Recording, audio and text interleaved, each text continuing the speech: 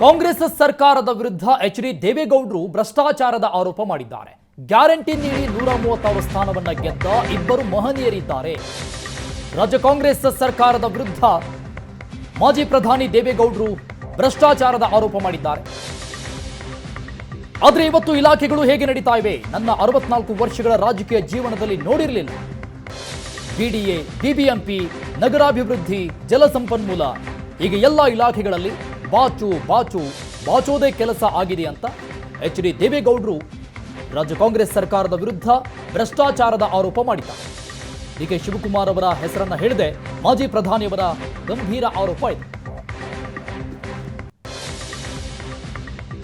ಇವತ್ತು ಯಾವ ಗ್ಯಾರಂಟಿ ಅನ್ನುವ ಒಂದು ವಿಷಯದಲ್ಲಿ ಯಾವ ಕುಮಾರಸ್ವಾಮಿಯವರು ಪಂಚರತ್ನ ಕಾರ್ಯಕ್ರಮ ಹಾಗೂ ಜಲಧಾರೆ ಕಾರ್ಯಕ್ರಮವನ್ನು 10 ತಿಂಗಳು ಯಶಸ್ವಿಯಾಗಿ ಮಾಡಿದ್ರು, ಕೇವಲ 1 ದಿನ ಅಥವಾ 2 ದಿನ ಮುಂಚೆ ನಿಮಗೆ 2,000 ರೂಪಾಯಿ ಗ್ಯಾರಂಟಿ ಕೊಡ್ತೇವೆ ಈ ಮಾತನ್ನ ಹೇಳಿ 5 ಗ್ಯಾರಂಟಿಗಳಿಂದ ಈ ರಾಜ್ಯದಲ್ಲಿ 132 ಸ್ಥಾನಗಳನ್ನು 136 ಸ್ಥಾನಗಳನ್ನು ಗೆದ್ದಂತ ಎರಡು ಮಹನೀಯರು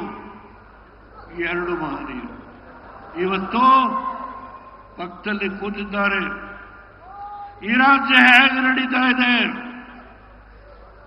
ನನ್ನ 64 ವರ್ಷದ ರಾಜಕೀಯ ಜೀವನದಲ್ಲಿ ಬೆಂಗಳೂರು ನಗರ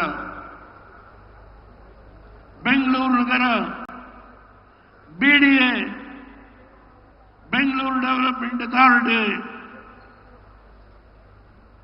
Bengaluru corporation, Bengaluru planning authority, ಅದರ ಜೊತೆಗೆ ಇರಿಗೇಷನ್,